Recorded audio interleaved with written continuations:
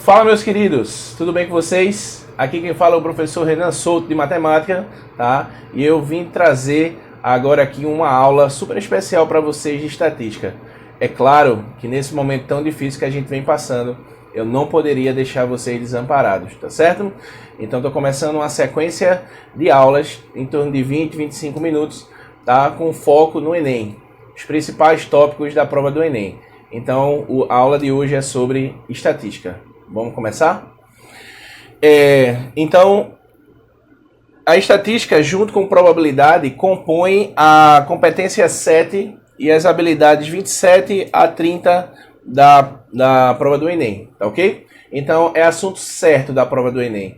Não existe uma prova de Enem sem pelo menos 2, 3 questões de estatística, tá certo? Então, vamos lá, vamos começar. A estatística, ela tem origem, né? Há relatos da utilização de estatística há muitos anos, tá certo? Há mais de 2.000 anos antes de Cristo, já há relatos da utilização de estatística por impérios, o Império Chinês, o Império Egípcio, o Império Mesopotâmico, né?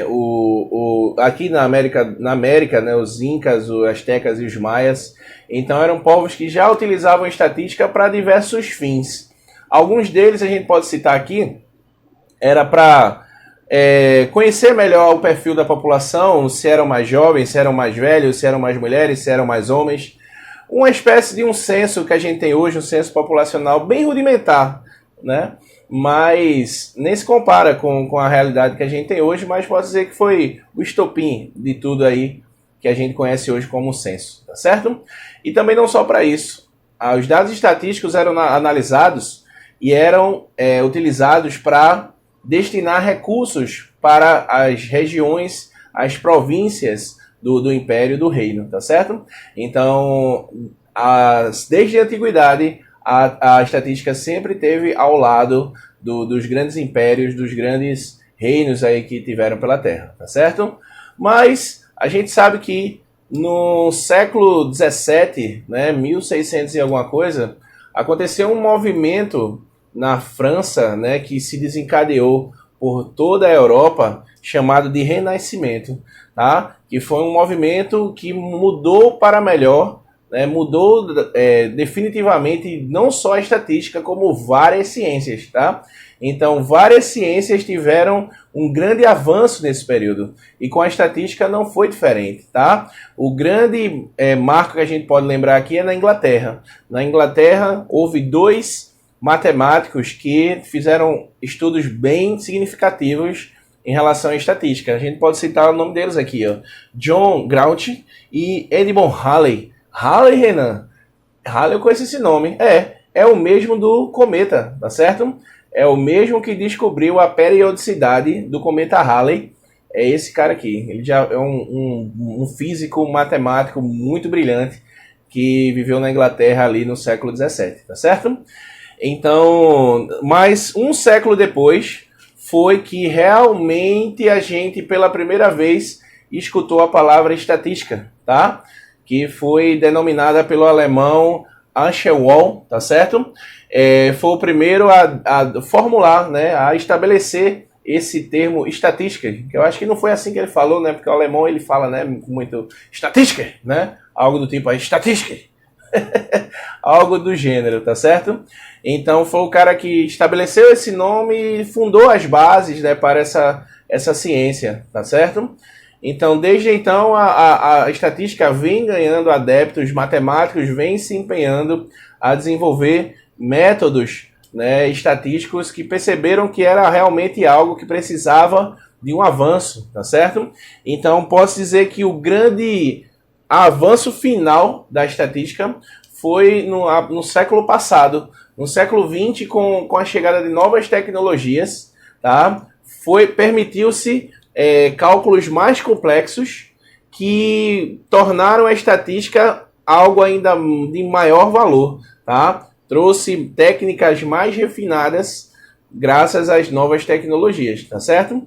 Então, hoje, não existe uma grande empresa, um governo ou uma pequena empresa ou até uma gestão familiar. Ninguém hoje toma uma decisão decide algo para o futuro se não analisar uma série de dados estatísticos, tá certo? Então, a principal função da estatística no dia a dia, na sociedade, é ajudar na tomada de decisões, ok? E no Brasil, a gente não pode esquecer, existe um marco muito importante da estatística, que é a fundação do Instituto Brasileiro de Geografia e Estatística, o IBGE, tá? Em 1938.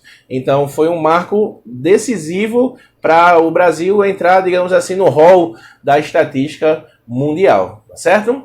Agora que a gente conheceu um pouquinho da história, vamos conhecer agora um pouco do perfil da estatística no Enem, tá certo? Então, para o Enem, você não precisa saber tudo de estatística, não. Então, esqueça aquele negócio de variável quantitativa, qualitativa, discreta, enfim, esquece isso. Isso aí não vai ser cobrado para você na prova do Enem, tá certo? Então, tá aqui, ó, o mapa da mina, o mapa, tá certo, da estatística para o Enem. Então vamos destrinchar um pouquinho aqui esse slide, tá certo? Então eu dividi em 3 grandes tópicos, tá certo? Então você tem aqui análise gráfica, medidas de centralização e medidas de dispersão, tá? Então, análise gráfica, como assim é análise gráfica? Vai ter lá um gráfico só para eu analisar? Vai sim, tá bom? Vai ter uma questãozinha ou duas que você vai só olhar para o gráfico sem fazer conta nenhuma, vai chegar na conclusão. Ou talvez, no máximo, fazer uma contazinha de padaria ali, uma regra de 3, uma porcentagem, uma simplificação de fração para chegar no resultado, tá bom? Então, existem vários tipos de gráfico que você pode se deparar. Gráfico de setores, de linhas, de barras, gráfico de radar, que inclusive foi o que caiu no ano passado, né? né? Histograma, infográfico, então uma série de gráficos diferentes, cada um com suas características e cada um com suas peculiaridades, tá certo? Medidas de centralização, que são essas medidas? São números que eles têm a capacidade de representar uma família de outros números. Então eles têm a capacidade de representar uma família de números, cada um por um procedimento diferente. O que a gente usa, que é os mais comuns, o mais comum é a média aritmética simples, porque você tem contato com ela desde que você se entende aí por aluno, né? Então, para calcular a média, para ver se passou de ano, quantos pontos falta, tem gente que na última unidade, né, que só pode tirar no máximo 10, a gente está faltando 14, né? Então, tem disso, né? Mas, então, média o pessoal já tem uma intimidade maior. Mas não existe só a média. E existem outros tipos de média também. Existe a média ponderada, a média harmônica, geométrica, enfim, por aí vai vários tipos de média, tá certo? Mas para o Enem, o que é que você tem que se concentrar? Média aritmética simples e média aritmética ponderada, tá certo? É o que você deve conhecer, dar uma pinceladazinha nas outras médias, só para ter uma noção, né, de como é mais ou menos a estrutura dela, mas pouco provável que caia algo sobre isso, tá certo? O foco maior é média aritmética simples e ponderada. E essa duplinha aqui também, muito importante para a prova do Enem. Todo ano cai uma questãozinha envolvendo um ou outro ou os dois, tá? Que é moda e mediana, que a gente vai falar deles mais especificamente daqui a pouco. E medidas de dispersão, que é um complemento das medidas de centralização, que a gente vai falar melhor daqui a pouco também. Agora veja o detalhe, eu deixei bem claro aqui o que o Enem quer de cada tópico desse ser para você. Aqui na análise gráfica, na grande maioria é só interpretação e tem uns pequenos cálculos para fazer, tá? Na medida de centralização, começa daqui, sempre tem uns pequenos cálculos e pega também na parte da interpretação. Mas medida de dispersão não vai ter cálculo para você fazer na prova do Enem, tá certo? Então ele vai pedir só para você saber interpretar variância e desvio padrão, o que é que eles representam no sistema, tá certo? Quanto maior ele for, vai representar o quê? Quanto menor ele for, vai representar o quê? É isso aí que ele vai cobrar para vocês, tá certo? Daqui a pouco a gente fala especificamente melhor de cada tópico. Só mostrei aqui uma visão geral da estatística para o Enem, tá? Vamos continuar. Então, ó, já trouxe aqui uma questãozinha para a gente começar a fazer. Agora a gente vai fazer basicamente uma questão de cada tópico daquele, tá certo? Então, uma questãozinha de Enem aqui, só para a gente fazer a leitura do gráfico. Não tem conta para fazer nessa questão, tá? É só para analisar o gráfico. Então, vamos lá. Preste atenção. Aqui, se não estiver dando para ver bem, aqui é 0, 2, 4, 6, 8 e 10. tá bom? Esses valorizinhos aqui do lado. Então vamos lá. Um estudo caracterizou 5 ambientes aquáticos, nomeados de A a E, em uma região medindo parâmetros físico-químicos de cada um deles, incluindo o pH nos ambientes. O gráfico 1 representa os valores de pH nos 5 ambientes, tá bom? Então, tá aqui.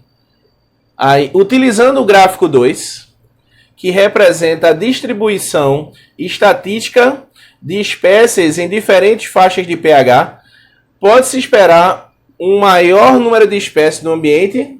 Beleza, leu a questão. Você sabe questão de Enem, você lê uma vez para ter uma noção, depois tem que ler de novo, né? Mapeando as principais partes, ok? Então aqui, ó, sempre dá uma relida no comando. E o comando, que é o comando, Renan, é a última parte, é o que ele manda você fazer, tá certo? Então, olha o comando aqui, ó, começa aqui em pode-se, ó. Pode-se esperar um maior número de espécies no ambiente. Então ele quer saber qual desses ambientes aqui, de A a E, que eu posso esperar o maior número de espécies. Aí você, oxe, esse aqui, né, que está com a maior barra. Não. Porque esse gráfico não é de ambiente por espécie. Esse é um gráfico de ambiente pH, tá certo? E não necessariamente o maior pH vai ter a maior quantidade de espécies. Então como é que eu vou saber, Renan? Agora aqui analisando o segundo gráfico. O segundo gráfico vai lhe dizer qual é a faixa de pH que vai lhe dar a maior quantidade de espécies. Onde vive a maior quantidade de espécies, o maior esperado, ambientes que tem que pH. Tá bem claro aqui, ó, um gráfico de barras, um gráfico de colunas. Aqui, ó, onde é que está a maior coluna? Entre 7 e 8. Então quer dizer que o melhor pH para obter o maior número de espécies é o pH entre 7 e 8. Aí o que é que você vai fazer para arrematar a questão agora? Você vai voltar no gráfico 1 e vai procurar qual dos ambientes tem o pH entre 7 e 8, tá certo? Entre 7 e 8, tá bem claro aqui, ó, que é o ambiente D aqui, ó, 6 e 8 aqui, ó, 6 e 8. Então, é o único que está entre 7 e 8 aqui, ó. Então, resposta letra D. Beleza? Vamos para a próxima. Então, ó, teve conta para fazer? Não. Vai ter questãozinha dessa na prova do Enem, Renan? Vai, tá? E, inclusive, olha a dica que eu vou dar agora, hein? É por onde você deve começar a sua prova. Você vai começar a sua prova do Enem pelas questões de estatística, pelas questões de gráfico. Só onde você achar um gráfico, uma tabela, pare e tente resolver, que a chance de ser uma questão fácil é enorme. Então você faz, você responde, você acerta e você ganha confiança para fazer as próximas. Beleza? Vamos continuar? Segunda questão. Aqui o gráfico não está dando para ler, tá certo? Porque o texto da questão é muito grande. Mas no próximo slide ele está grandão para a gente poder fazer a questão. Mas vamos ler primeiro o texto da questão para a gente poder ter uma noção geral. Vamos lá. Um comerciante que vende somente pastel, refrigerante em lata e caldo de cana em copos fez um levantamento das vendas realizadas durante a semana. O resultado desse levantamento está no gráfico que a gente vai ver melhor no próximo slide. Ele estima que venderá em cada dia da próxima semana uma quantidade de refrigerante em lata igual à soma das quantidades de refrigerante em lata e caldo de cana em copos vendidos no respectivo dia da última semana. Quanto aos pastéis, estima vender a cada dia da próxima semana uma quantidade igual à quantidade de refrigerantes em lata que prevê vender em tal dia. Já para o número de caldo de canas em copo, estima-se que as vendas diárias serão iguais às da última semana. Segundo essas estimativas, a quantidade a mais de pastéis que esse comerciante deve vender na próxima semana. Então, ó, olha o comando da questão. Segundo as estimativas, a quantidade a mais de pastéis que esse comerciante deve vender na próxima semana é... Então, para saber a quantidade a mais, eu tenho que descobrir quantos ele vendeu na semana que acabou e quantos ele vai vender na semana que vem ainda, tá certo? Então, ele deu recursos para isso, tá? Aqui no texto, ele deu recursos para isso. Então, no próximo slide, eu peguei e deixei só a parte mais importante do texto, tá? que são as duas relações que ele deu. Perceba que o fato dele ter falado que a quantidade de caldo de cana que vai ser vendido num dia e no outro não vai fazer diferença na questão. Não vai ser útil para determinar a quantidade de pastéis, tá certo? Então, aqui, ó, esse é o comando da questão, tá aqui. A quantidade a mais de pastéis que esse comerciante deve vender na próxima semana. Para isso, ele deu essas duas relações aqui, ó. Vamos reler essas duas relações. Ele disse que a quantidade de refrigerante tem que ser igual à estimativa dele. Ele estima que na próxima semana a quantidade de refrigerante seja igual à soma da quantidade de refrigerante com caldo de cana, tá? Então, ele vai estar estimando vender mais refrigerante nessa próxima semana, tá certo? E pastéis, ele acha que vai vender a mesma quantidade de pastéis e refrigerante, tá certo? E ele quer saber quantos pastéis ele vai vender a mais. Então, para saber quantos pastéis ele vai vender a mais, eu tenho que pensar o seguinte, eu tenho que calcular a quantidade de pastéis que ele vendeu nessa semana que acabou e na próxima semana. Nessa semana que acabou é fácil, é só olhar aqui pro gráfico, olha aqui o gráfico, agora está mais visível. Então, vamos procurar aqui, ó, pastel, tá aqui a legenda, ó, legendazinha. O pastel é a linha preta, né? É a linha preta. O refrigerante é a linha cinza e o caldo de cana é a linha pontilhada, tá certo? Então, a linha preta é o pastel. Então, no domingo, ó, ele vendeu 10 pastéis, tá bom? Na segunda-feira, o movimento é fraco, ele só vendeu 2. Na terça-feira, ele vendeu 4. Na quinta... Na terça ele vendeu 4, na quarta também ele vendeu 4. Na quinta já melhorou o movimento, né? Ele já vendeu 7. Na sexta ele vendeu 8, no sábado ele vendeu 10 de novo, como vendeu no domingo, tá bom? Então tá aqui a quantidade de pastéis que ele vendeu nessa semana que acabou, tá? Então, pastéis da semana atual. 10, 2, 2, 4, 4, 7, 8, 10. Então, 45 pastéis ele vendeu nessa semana que acabou, tá certo?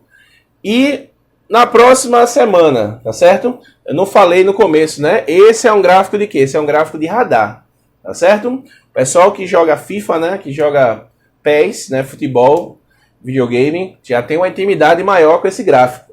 Porque é muito comum, né? Para mostrar aí as forças do jogador, né? Força, habilidade, velocidade. Ele usa esse tipo de radar para comparar um jogador com outro, tá certo?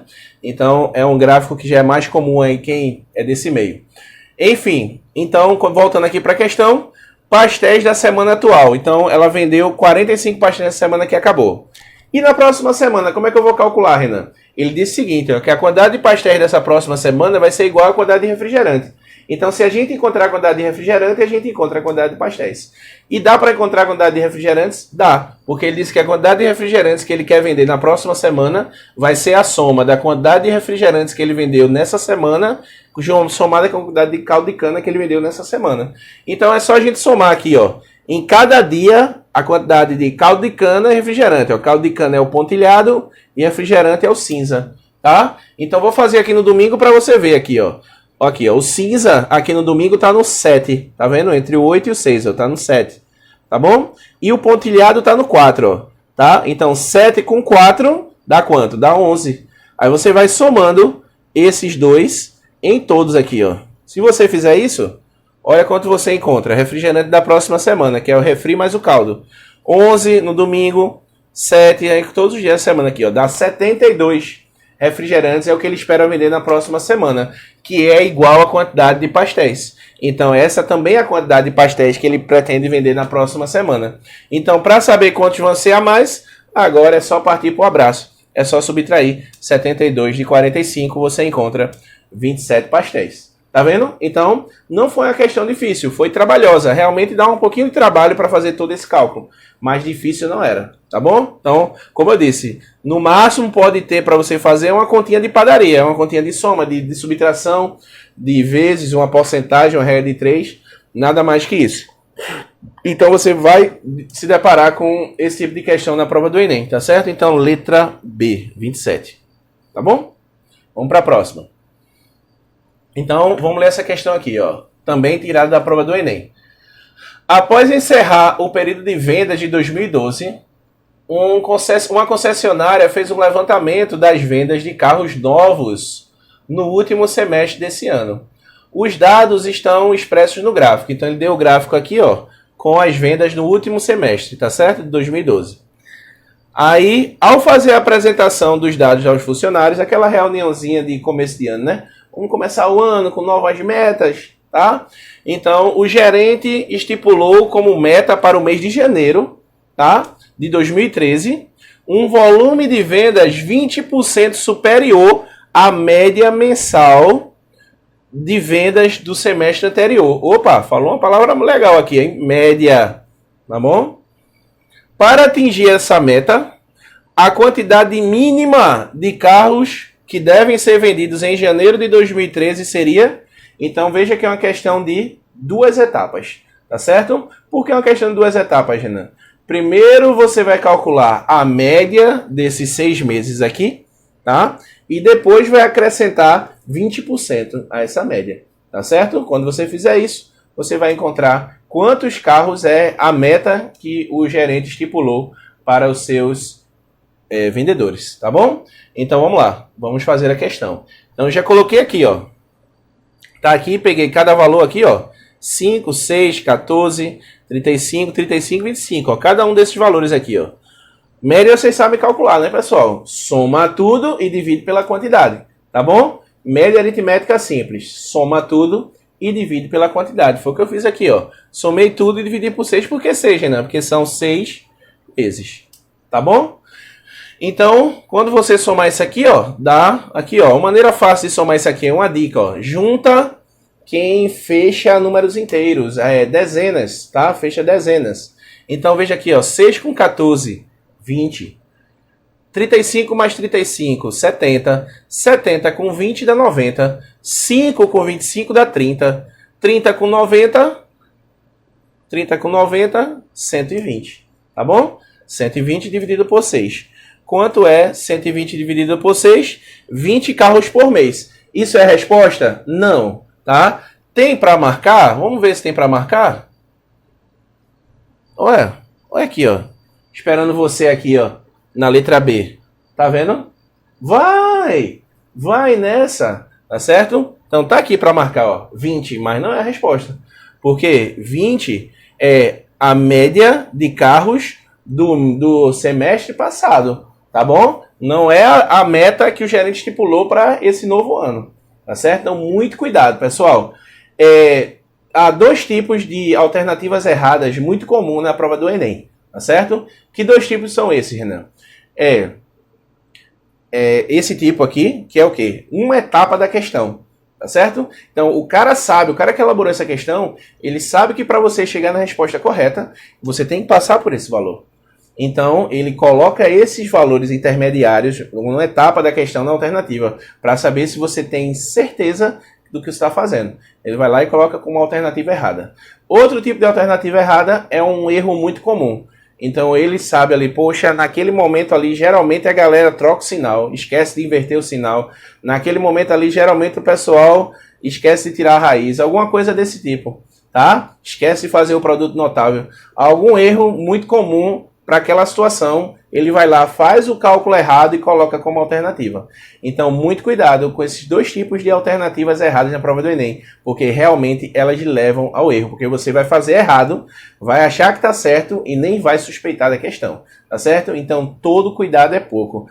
Tem que ser muito minucioso na prova do Enem, para não errar nenhum detalhe, porque qualquer detalhe errado pode ser que lhe leve para uma alternativa errada e você, coitado, vai estar achando que é a alternativa certa. Beleza? Continuando. Então, temos aqui, ó, 20 carros por mês. Tá certo? 20 carros por mês é a média do último semestre de 2012. Aí ele quer que acrescente 20% a esse valor. Quanto é 20% de 20? Tá? 20% é uma porcentagem fácil de calcular. É 10% vezes 2. 10% é a porcentagem mais fácil que tem que calcular, né, pessoal? É só tirar um zero. E se o número não tiver zero para tirar, é só andar uma vírgula a casa para dentro. Então, 20 fica 2, 10%. Vezes 2 dá quanto? 4. Então, ó, o gerente quer que eles vendam 20% a mais. 20% de 20 é 4 carros a mais. Agora é só somar. 20 mais 4 24 carros por mês. Agora sim, a resposta é correta. Tá certo? Então, a meta que o gerente estipulou é 24 carros por mês. Então, tá aí uma questãozinha de média da prova do Enem. Tá certo? Agora, é a única aqui do material que não é do Enem. Por quê? Porque ela é completa, essa questão. Ela trouxe os 3. Tá certo?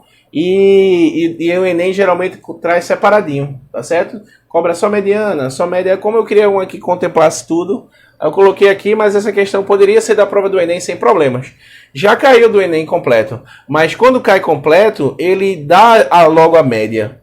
Então você nem precisa calcular a média. Então, como a gente quer explorar a questão ao máximo, eu trouxe uma questãozinha sem ser do Enem, mas uma questão muito boa aqui pra gente fazer, tá bom? Então vamos lá, vamos ler. Preocupada com a sua locadora, Marla aplicou uma pesquisa com um grupo de 200 clientes, escolhidos de forma aleatória, sobre a quantidade de filmes que estes locaram no primeiro semestre de 2011.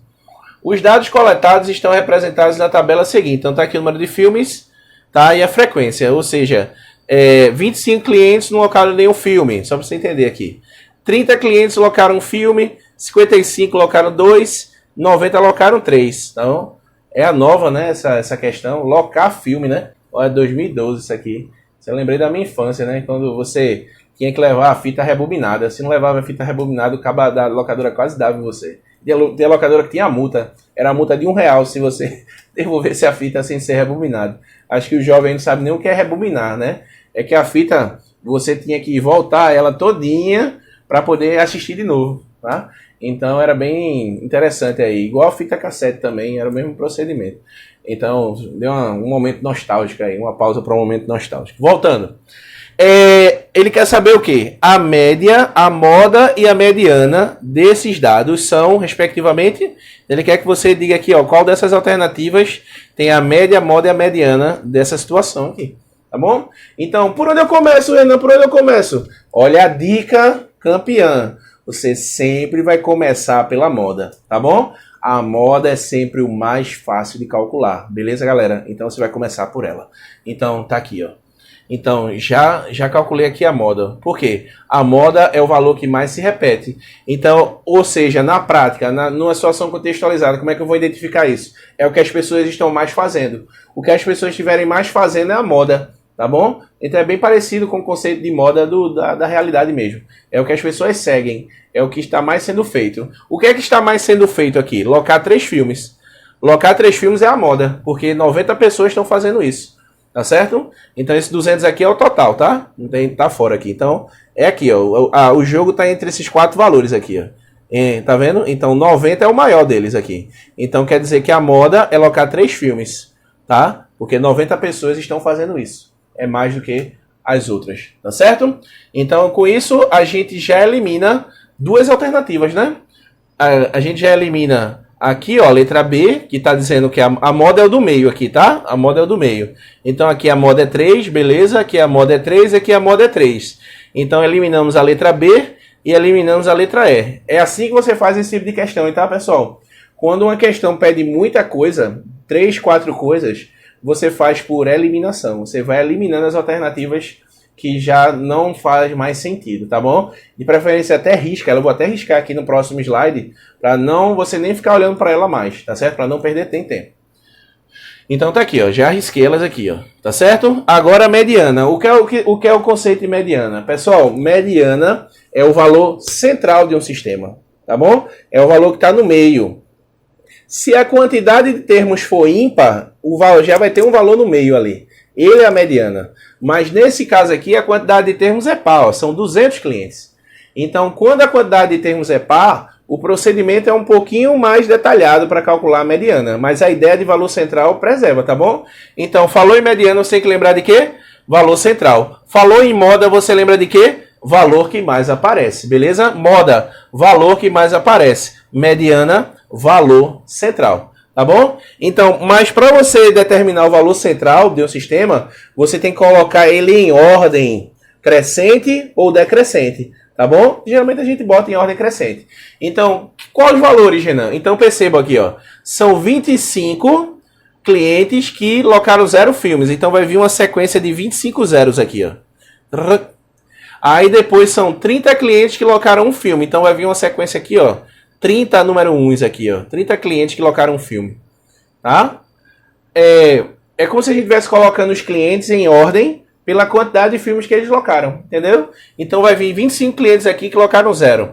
Vai vir mais 30 clientes aqui que locaram 1. Vai vir mais 55 clientes que locaram 2 filmes. E por fim vai vir mais 90 clientes que locaram 3. Tá bom? Quando você fizer essa sequência, quando você esticar essa linha, quais são os valores que vão estar mais centralizados? Se são 200 termos, os dois valores mais centralizados quais são? O centésimo e o centésimo primeiro, concordam? Quando você tem 200 termos, os dois valores mais centrais é o centésimo e o centésimo primeiro. Então, esses caras aqui são justamente a média entre eles é a mediana do sistema, tá bom? Então, quando você determina quais são os dois valores mais centrais, você calcula a média entre eles e vai conseguir chegar na mediana. Então vamos aqui, ó. A gente não precisa escrever todos aqui, ó. É só a gente raciocinar. É só a gente ir somando aqui, ó. Aqui, ó, quando termina os zeros, acabou 25 termos. A gente quer chegar no centésimo, beleza? Quando acabou 1, ó, 25 mais 30 dá quanto? 55. Então, quando acabou os zeros e os uns, já andou 55 para frente. Acabou, chegou no 55º termo. O 56º é o primeiro número 2. Tá? Aí começa uma sequência de 2 agora. 2, 2, 2, 2, 2. Aí, aqui está em 55, né? Mais 55 dá quanto? 110. Opa, já passou. Já passou aqui desse cara. Então, qual é a conclusão lógica que a gente chega? Que o centésimo e o centésimo primeiro termos, ambos são números 2. Tá bom? Então, se ambos são números 2, quanto é a média de 2 mais 2? Tá? 2 mais 2, a média entre 2 e 2 é 2. 2 mais 2, 4, dividido por 2, 2. Beleza? Então, o centésimo termo é 2, o centésimo primeiro também é 2. Logo, a mediana dele será a média entre eles, tá? A média entre eles. A média entre eles é 2. Então, acabei de achar a mediana. A mediana é 2. Então, matamos essa alternativa aqui, está dizendo que ela é 3. Ó. Então, está fora a letra C. Então, estamos entre a letra A e a letra D agora, hein? Entre a letra A e a letra D. Então, como é que a gente vai decidir qual é a A? Ou se é A ou se é a D? Agora, a gente vai ter que calcular a média, tá bom? Saber se a média é 1,5 ou se a média é 2,05. E como é que a gente vai calcular a média disso aqui, Renan? Aqui vai ser estilo média ponderada. Como assim? Como é média ponderada, Renan? Média ponderada é você multiplicar o peso pelo valor. O peso soma o peso pelo valor mais o peso pelo valor mais o peso pelo valor mais quantos tiverem. E divide pela soma dos pesos. Tá? Mas como é que eu vou identificar a soma dos pesos numa questão contextualizada? Olha a dica. Sempre que envolver pessoas, tá? Sempre que envolver pessoas, o peso são as pessoas. Ou ainda ser uma dica ainda mais genérica, sempre o peso vai ser o que ele não quer calcular. Por exemplo, aqui é a média, você vai calcular a média da quantidade de filmes. Então o peso é o outro, que é a quantidade de pessoas. Tá certo? Então o peso é sempre o que ele não está calculando. Tá certo? Então fica essa dica também. Essas duas dicas. E se envolver pessoas, 99,9% do peso ser a quantidade de pessoas. O total ser a quantidade de pessoas. Tá certo? Então como é que vai funcionar? Vai funcionar assim, ó. Aqui, ó. 25 vezes 0. 25 vezes 0. Mais 30 vezes 1. Tá? Mais 55 vezes 2. Mais 90 vezes 3. Você vai fazer essas multiplicações, vai somar, vai dar 410. 410 dividido por 200, 200 que é o total de pessoas. 410 dividido por 200, ó, 2,05. Então, 2,05 é a média desse sistema, tá bom? Então, encontramos a média, a moda e a mediana. Tá aqui, ó, 2,05 a média, 3 é a moda e 2 é a mediana. Letra A, beleza? Vamos para a próxima. Aqui, pessoal, nossa última questãozinha da nossa aula, tá? Que é uma questão que a gente vai falar agora de medida de dispersão. No caso aqui, especificamente, desvio padrão, tá certo? Então, antes da gente fazer a questão, vamos entender o que é o desvio padrão, tá certo? Desvio padrão nada mais é do que uma ferramenta que auxilia as medidas de centralização. Em que? Em medir o quê? Em medir a regularidade do sistema, tá certo? Então, quanto mais regular forem os valores que compõem aquele sistema, ou seja, traduzindo para números, os valores, quanto mais próximos da média os valores são, tá? Mais regular é o sistema e menor vai ser o desvio padrão, tá certo? E quanto mais irregular, quanto mais afastado da média os valores forem, mais irregular é o sistema, tá certo? Então, logo, o desvio padrão vai ser maior, tá certo? Então, guarda essa dica agora. Quanto mais regular é o sistema, menor o desvio padrão. Quanto mais irregular o sistema, maior o desvio padrão. Beleza? Vamos ler a questão para a gente arrematá-la. Questãozinha do Enem de 2010. Diz o seguinte. Marco e Paulo foram classificados em um concurso. Para a classificação no concurso, o candidato deveria obter média aritmética na pontuação igual ou superior a 14. Em caso de empate na média, o desempate seria a favor da pontuação mais regular. Olha aqui a dica, olha pessoal, mais regular. No quadro a seguir, são apresentadas os pontos obtidos nas provas de matemática, português e conhecimentos gerais. E a média, a mediana e o desvio padrão dos dois candidatos. Então deu aqui, ó, Marcos e Paulo, a nota dele em matemática, português, conhecimentos gerais, a média, mediana e desvio padrão. O candidato com pontuação mais regular, portanto, o mais bem classificado no concurso foi... Então, ó, veja que ele deu várias informações. Você só vai precisar disso aqui, ó. Mas ele deu várias para digamos assim, para tirar de tempo. Para não lhe dar dica de qual era realmente, qual desses aqui tem a ver com regularidade. Mas você vai saber, porque agora, depois dessa aula, você não vai esquecer nunca mais. Tá bom? Então, o que tem a ver com regularidade, então ela falou em regularidade em duas vezes, ó. Falou aqui, ó, pontuação mais regular, e aqui, depois, no comando da questão, falou de novo, ó, pontuação mais regular. Então, questão falou de regularidade, não tenha dúvida, ele está pedindo para você avaliar o desvio padrão.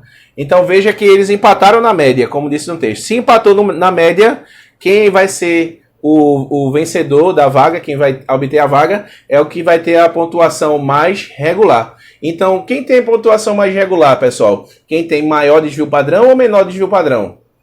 Tempinho para pensar? Menor, perfeito. Quanto menor o desvio padrão, mais regular é o sistema. Então, qual desses aqui é o menor valor? Aqui, ó, 0,32 é menor do que 4,97. Então, esse candidato é o que vai ser escolhido, tá bom? Então, é Marco. Vamos ver que alternativa contempla isso.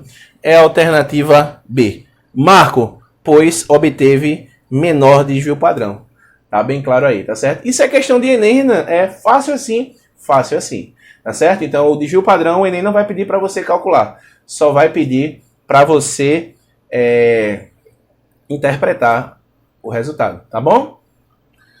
Então, eu me despeço de vocês, tá? Agradeço aí a atenção, esses minutos aí que vocês me deram de atenção. Espero que seja útil para a preparação de vocês, tá? E vamos vencer essa batalha juntos, tá certo? Orando, pedindo a Deus para que interceda, para que mande logo cura, para que mande logo vacina, e a gente se isolando, ficando em casa, né? Realmente se isolando, não só por nós, mas principalmente pelas pessoas com saúde mais frágil, que a gente tanto ama, tá certo? Então, fiquem com Deus, tá? E até a próxima. Valeu!